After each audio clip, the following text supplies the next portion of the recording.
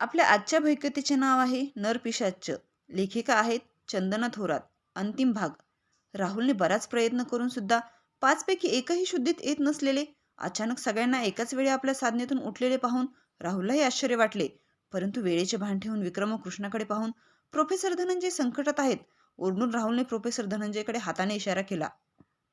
समोर प्रोफेसर धनंजयला मृत्यूच्या जबड्यात पाहून कृष्णाने राहुलच्या हातातील भाला खेचून घेतला व वेगाने झाडाखाली दबलेल्या धनंजयच्या नरड्याचा घोट घेण्याकरता वाकलेल्या सैतानाच्या दिशेने फेकला. तो भाला अचूकपणे सरदार जेद्दाने केलेल्या छातीवरील जखमेजवळ घुसला. त्या भाल्याच्या अचानक झालेल्या प्रहाराने मागे जाऊन तो सैतान खाली जमिनीवर पडला. आधीच विषारी बाणांच्या माराने जखमीतून रक्त येऊन तो सैतान कमजोर झाला होता. धनंजयने केलेला मांडीवरचा व हातावरचा घाव सुद्धा खोलवर घुसला होता. हीच वेळ साधून विक्रम जमिनीवर मृत पडलेल्या सैनिकांची कुऱ्हाड हातात घेऊन त्या सैतानाच्या समोर आला. विक्रमला पाहता जमिनीवर पडलेल्या त्या सैतानाने विचित्र आवाजात गुरगुरत विक्रमच्या दिशेने आपल्या धारदार नखांनी वार करण्यासाठी आपला पंजा हवेत उगारला. परंतु विक्रमने देखील तो वार कुशलतेने गोल फिरवून मान वाकवून चुकवला. आपल्या हातातील कुऱ्हाडीने त्या सैतानाच्या मानेवर वार केला व उडी मारून पलीकडे उभा राहिला.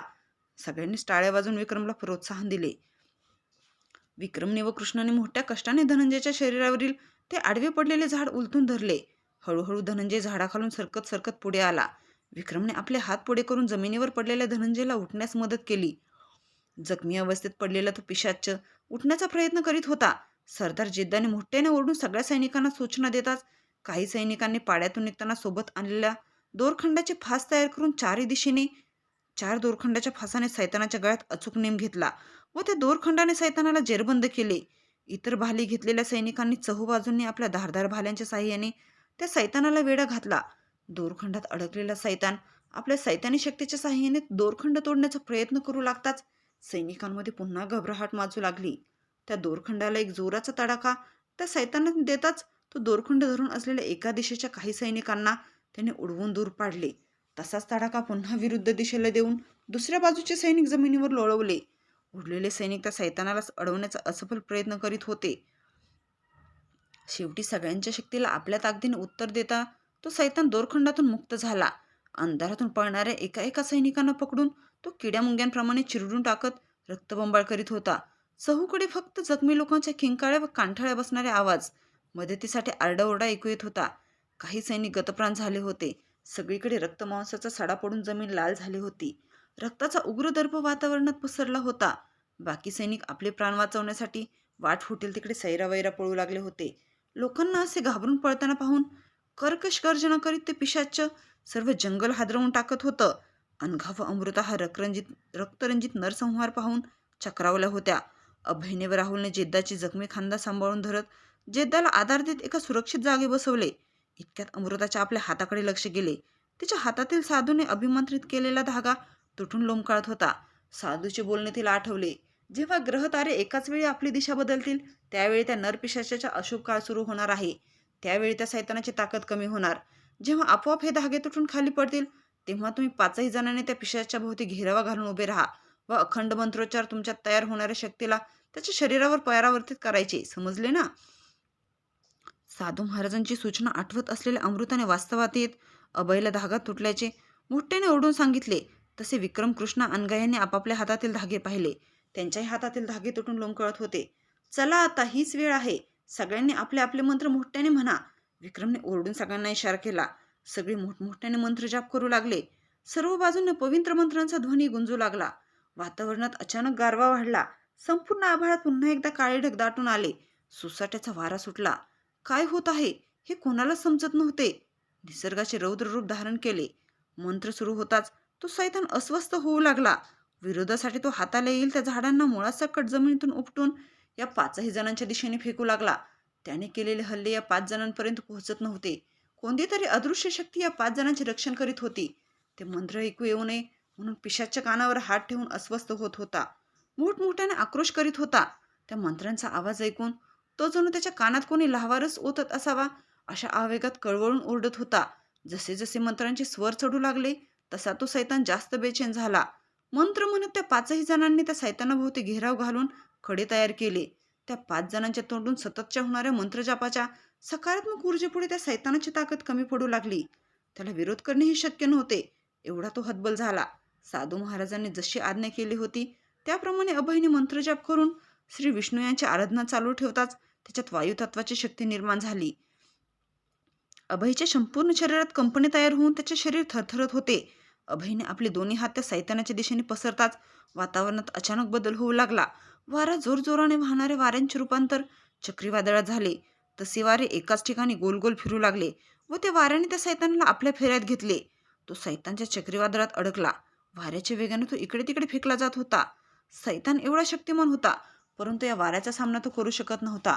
चक्रीवादळाप्रमाणे तो वारा फक्त त्या सैतानाला गोलगोल फिरवत होता. सरदाराच्या व त्याच्या सैनिकांनी चालवलेल्या विषारी तीरांचा असर त्या सैतानावर होऊ लागल्याने त्याला गुंगी येऊ लागली होती.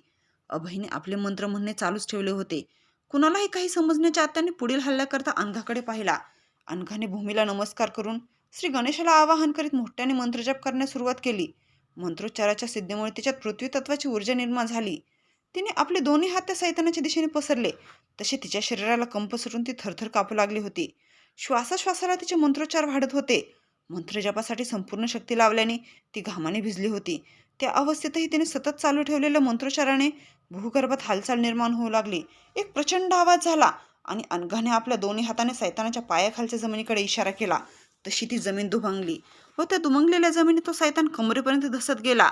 या अशा अचानक झालेल्या हल्ल्यामुळे व अनैसर्गिक बदलामुळे तो सैतान देखील हादरला. जमिनीतून बाहेर येण्याचा प्रयत्न करताना त्या सैतानाने जीवाच्या आकांताने फोडलेली एक भली मोठी गर्जना सगळ्यांना ऐकू आली. इतर लोक घाबरून दुरून हा सर्व प्रकार पाहत होते. तो सैतान जमिनीबाहेर येण्याकरिता पूर्ण जोर लावत होता, परंतु प्रयत्न करून सुद्धा तो हालचाल करू शकत नव्हता. तो फक्त आता मोठ्याने गुरगुरत होता. अनघाने डोळे बंद केले व आपले मंत्रोच्चार चालू ठेवले होते. अनघाचा स्वर हळूहळू कमी होऊ लागला होता. अमृताने डोळे मिटून श्री ब्रह्मदेवी सावित्री यांच्या आराधनेने करिता मंत्रोच्चार सुरू केले. साधनेने अमृताने जलतत्वावर आपले वर्चस्व संपादन केले. जसे जसे अमृताने आपले मंत्रोच्चार भराभर म्हटले तसे तिच्या शरीरात कंप निर्माण होऊन तिचे शरीरही त्या कंपाने थरथरू लागले. तिने आपले हात सैतानाच्या दिशेने पुढे केला. तसा एक पाण्याचा प्रवाह मोठ्या ताकदीने डोंगराच्या वरून वाहवत त्या सैतानाच्या दिशेने प्रवाहित झाला. त्या पाण्याचा जोर एवढा होता की तो सैतान पाण्याच्या प्रवाहात गुदमरू लागला. श्वास घेण्यासही तो धडपडू लागला. जलतत्वाच्या शक्तीपुढे त्याची बाचाबाची ताकद कमी पडू लागली. तो त्या दुभंगलेल्या जमिनीतून पुन्हा बाहेर येण्याचा प्रयत्न करू लागला. सुनामी यावी तशी स्थिती निर्माण झाली. उंच जागेवर उभे राहून सरदार जिद्दा आणि सर्व सैनिक अचंबित होऊन हा प्रकार पाहत होते.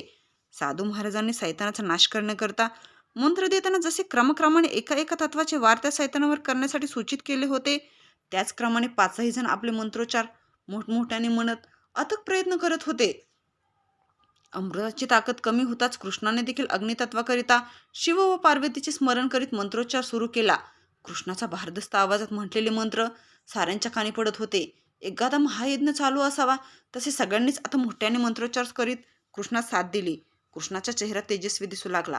अचानक हवेतील तापमान वाढू लागले. कृष्णाने आपले दोन्ही हातांचे तळवे एकमेकावर घासले व ते सैतानाच्या दिशेने पसरले. तसे कृष्णाच्या दोन्ही तळहातांच्या घर्षणातून निघालेला एक प्रचंड तप्त अग्नीचा गोळा त्या सैतानावर आदळला. सैतानाच्या शरीराने पेट घेतला. तो सैतान आपले प्राण वाचवण्यासाठी त्या खड्ड्यातून बाहेर येण्याचा प्रयत्न करू लागला, परंतु पाचही जणांनी आपल्या मंत्राचा उच्चार जोरजोरात सुरू ठेवला. जसे जसे मंत्राचा आवाज वाढत जाऊ लागला तसे तसे त्या सैतानाचे शरीर अग्नीचा भडका उडून जळू लागले. वातावरणात काळा धूर पसरला. तो पिशाच्चा आता अग्नीचे चटके असह्य होऊन जीवाच्या आकांताने ओरडून आक्रोश करू लागला. त्याचा तो आवाज कानावर पडताच सर्व सैनिक भयाने थरथरत होते. आता सगळ्यात शेवटी विक्रम आपल्या सुस्पष्ट आवाजात मंत्रोच्चाराने आकाशतत्वाची देवता आदिशक्तीला आवाहन केले. विक्रमचा आवाज घुमत होता. विक्रमच्या मंत्रोच्चाराचा ऊर्जेचा परिणाम सगळ्यांच्या समोर अद्भुत असे दृश्य साकारले. संपूर्ण आकाशात चंद्र तारका गायब झाले होते. आभाळ स्वच्छ होते. आकाशात अचानक मोठा आवाज झाला. सगळ्यांचे लक्ष वर आकाशाकडे गेले. आकाशात एक खोल काळीकुट्ट पोकळी निर्माण होऊन त्या विवरातून एक पांढरा शुभ्र तेजस्वी प्रकाश विक्रमच्या शरीरात परावर्तित झाला. त्या प्रकाशाचे तेज एवढे प्रखर होते की जंगलात उपस्थित असणाऱ्या सर्वांचे डोळे दिपले. विक्रमने आपले दोन्ही हात सैतानाकडे पसरताच त्याच्या हातातून तो तेजस्वी प्रकाश सैतानाच्या देहावर परावर्तित झाला.